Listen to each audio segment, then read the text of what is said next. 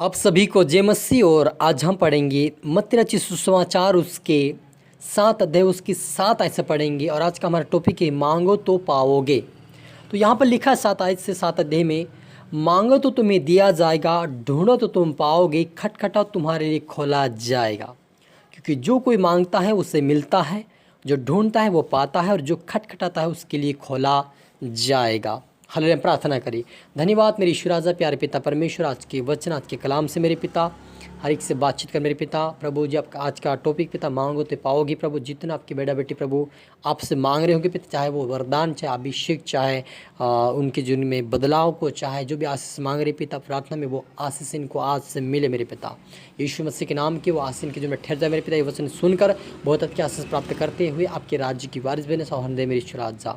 प्रभु जी पवित्र आत्मा सौंपते हैं। पवित्र आत्मा जी आप मेरे मुख से होकर बोले मेरे पिता, हर एक से बातचीत करो मेरे खुदावन यीशु मसीह। और आज का वचन हर के जो ने सोकना फलाए, फलवंत होने पर, आत्मीयता बढ़ने पर, आपके राज्य के वारिस बने पिता, स्वर्गीय आशीष प्राप्त करने वाले बने और आपकी महिमा करने वाले बने। यीशु मसीह ऐसा होने दे ईश्वर राजा। पवित्र आत्मा सौंपते, प्रार्थना आशीष क्या। धन्यवाद मेरे ईश्वर राजा। ये प्रार्थना दुआ यीशु तेरे मीठे मधुर नाम से मांगते हैं, आमीन। तो मेरा जी जो हमारा टॉपिक था कि मांगो तो तुम पाओगे, तो यहाँ पर 7 आयत से हमने पढ़ा इस वचन को। और जब हम लूका रचित सुसमाचार के अंदर पढ़ते हैं, वहाँ पर लूका रचित सुसमाचार 11 का 10 आयत में पढ़ते हैं, वहाँ पर लिखा कि क्योंकि जो कोई मांगता है उससे मिलता है, और जो ढूंढता है वो पाता है, और जो खटखटाता है उसके लिए खोला जाएगा। तुम में से ऐसा कौन पिता होगा कि जब उसका पुत्र रोटी मांगे तो उसे पत्थर दे, या मछली मांगे तो उसे सांप दे, और या अंडा मांगे तो उसे बिच्छू दे।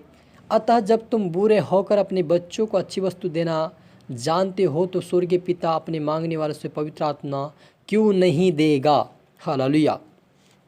मेरा जी जो हमने मत्ती रचित सुसमाचार के अंदर भी यही इस वचनों को पढ़ा। और यहाँ पर जब हम पढ़ते हैं तो लिखा है कि जो कोई मांगता है उससे मिलता है। मेरे आज जो यदि आप विश्वास के साथ प्रभु के सम्मुख आकर आप मांगोगे तो प्रभु आपको देगा। लेकिन उससे पहले मेरे जीवन में जो अगुवाई किया प्रभु ने, वो आपसे कहना चाहता हूँ कि यदि आप सभी चीज़ों को मांगने से पहले आप पवित्र आत्मा मांगोगे तो आपके लिए बहुत अच्छा है। क्योंकि पवित्र आत्मा आपकी अगुवाई करेगा, आपको बढ़ाएगा, और पवित्र आत्मा आपके जीवन में कार्य करेगा, आपके परिवार में भी कार्य करेगा, और आपके द्वारा सारे परिवार को उद्धार दिलाएगा पवित्र आत्मा। क्योंकि मेरे आज जो आज संसार में कहीं न कहीं लोगों ने सबसे पहले आशीष को मांगा है, और वह आशीष आने के बाद वे परमेश्वर से दूर चले गए, क्योंकि उनके पास पवित्र आत्मा नहीं था और उन्होंने नहीं मांगा। क्योंकि यहाँ पर साफ लिखा है कि अपने मांगने वालों को पवित्र आत्मा क्यों ना देगा। हालेलुया। यदि हम मांगते उससे पवित्र आत्मा तो वो जरूर देगा, हमारा प्रभु यीशु देने वाला है। लेकिन आज के संसार में लोग, जो प्रभु यीशु मसीह के जो लोग हैं, वे क्या कर रहे हैं, सबसे पहले आशीष को मांगते हैं, धन को मांगते हैं, संपत्ति को मांगते हैं, बंगला को मांगते हैं, गाड़ी को मांगते हैं, पत्नी को मांगते, परिवार को मांगते, लेकिन पवित्र आत्मा कोई मांगने वाला नहीं मेरे अजीजों। इसलिए आप पवित्र आत्मा मांगे। ये मेरे और सनील की प्रभु का वचन कहता है कि आप पवित्र आत्मा को मांगे। यहाँ पर ये लिखा कि आप धन संपत्ति मांग लो, आप गाड़ी मांग लो, बंगला मांगो, यहाँ पर नहीं लिखा हुआ। यहाँ क्या लिखा हुआ, जो कोई मांगता है उसे पवित्र आत्मा मिलता है। तो आप क्या मांगे, पवित्र आत्मा मांगे, उसके बाद आपकी ज़रूरत के अनुसार आप मांगे, वो भी प्रभु आपको देगा। लेकिन हमें मेरे अजीजों संसार में चलने के लिए पवित्र आत्मा की आवश्यकताएं हैं, प्रभु यीशु मसीह की आवश्यकताएं हैं। क्योंकि हम अपनी ताकत, अपने बल के द्वारा हम संसार पे शैतान के हाकिमों के ऊपर हम जीवंत नहीं पा सकते हैं। लेकिन यदि हमारे जीवन में पवित्र आत्मा है तो हम शैतान का सामना करते हुए, और प्रभु यीशु मसीह उससे लड़ेगा और हमें जीवंत दिलाएगा। क्योंकि आज मनुष्य बहुत सारे प्रभु से दूर चले गए, वापस संसार में क्यों चले गए, क्योंकि उन्होंने पवित्र आत्मा नहीं मांगा, लेकिन उन्होंने धन मांगा, संपत्ति मांगा, उन्होंने गाड़ी बंगला सब कुछ मांगा, लेकिन प्रभु की आत्मा नहीं मांगा। इसी कारण वे प्रभु से दूर चले गए। और मेरे अजीजों, यदि हम सारी पृथ्वी का धन इकट्ठा करें और प्राप्त भी करें, यदि प्रभु को हम नहीं प्राप्त करें तो हम कुछ भी नहीं है मेरे अजीजों। इसलिए आप और मुझे धन संपत्ति को छोड़कर पहले पवित्र आत्मा मांगे, ताकि हम स्वर्गीय राज्य की वारिस बने। मेरे अजीजों, आपको मैं कहना चाहता हूँ प्रभु यीशु मसीह के वचन से, यदि आप धन संपत्ति मांगोगे आपको स्वर्ग नहीं पहुंचाएगा, आपको गाड़ी बंगला स्वर्ग नहीं पहुंचाएगा, आपको अच्छा जीवन साथी स्वर्ग नहीं पहुंचाएगा।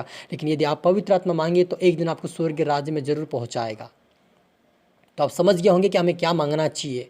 आपको मैं ये नहीं बोल रहा कि आप संसार की वस्तु ना मांगे, प्रभु वो भी आपको मांगने के लिए बोला है और आप मांग सकते हैं, आपका अधिकार है, मेरा अधिकार है, क्योंकि अब हमारा स्वर्गीय पिता है और पिता के ऊपर हमारा अधिकार होता है कि हम मांगते हैं। लेकिन हाँ, यदि हम सबसे पहले पवित्र आत्मा मांगे तो हमारा प्रभु यीशु मसीह खुश होगा कि मेरे बेटा बेटी वो चाहते जो मैं उनके लिए करना चाहता हूँ। क्योंकि प्रभु यीशु मसीह यहाँ पर इसलिए नहीं आया कि सभी को धन संपत्ति भर दे और सब उससे दूर चला जाए, इसलिए नहीं आया, लेकिन इसलिए आया है कि हर एक को पवित्र आत्मा दे और उस पवित्र आत्मा के द्वारा वे स्वर्गीय राज्य में प्रवेश करे। हालांकि आप समझ गए होंगे प्रभु आपसे बातचीत कर रहा है, और आप ये हल्के में ना लीजिए इस वचन को, आप दोबारा सुने, आशीषित आपको प्रभु करेगा। क्योंकि वो लिखा है, तुम में से ऐसा कौन पिता है होगा जो अब उसका पुत्र रोटी मांगे तो उससे पत्थर दे, या मछली मांगे तो उससे सांप दे, या अंडा मांगे तो उसके बिच्छू दे। यदि तुम्हारा पिता जो संसार का पिता समझदार होकर जो मांगे वही देता है, तो क्या स्वर्गीय पिता नहीं देगा? सच में राजी, जो हम परमेश्वर से जब मांगते वही देता है, लेकिन समय लग सकता है।